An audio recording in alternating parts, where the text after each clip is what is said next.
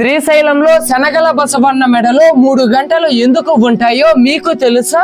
వృషోహి భగవాన్ ధర్మః అంటే నంది ధర్మానికి ప్రతిరూపమని వేదాల్లో చెప్పబడింది. నిజాయితీ, పవిత్రత, తపస్సు, దాన ధర్మం ఈ 4 నందీశ్వరుడి 4 కాళ్ళు. బ్రహ్మతో సహా దేవతలెవరైనా కైలాసంలోకి ప్రవేశించాలి అంటే ముందుగా నంది అనుమతి తీసుకోవాలి.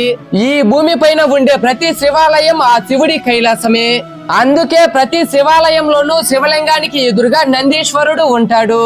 శివాలయానికి వెళ్లే భక్తులందరూ ఈ 4 ధర్మాలు పాటిస్తూ ముందుగా తమ కోరికను నందీశ్వరుడి చెవిలో చెప్పి ఆయన అనుమతి తీసుకుని శివుణ్ణి దర్శించుకోవాలి. శ్రీశైలంలో శనగల బసవన్న మెడలో ఉండే 3 గంటలు భూత భవిష్యత్ వర్తమాన కాలాలకు ప్రతీక. నంది ఎలా అయితే శివుని ఆధీనంలో ఉంటుందో అలాగే కాలం కూడా శివుడి ఆధీనంలో ఉంటుందని ఈ గంటలు సూచిస్తాయి. అయోధ్యకి సీతాదేవి ఎందుకు శాపం పెట్టిందో తెలుసుకోవాలనుకుంటున్నారా?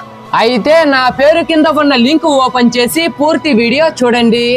అందరూ చెప్పండి ఓం నమః శివాయ.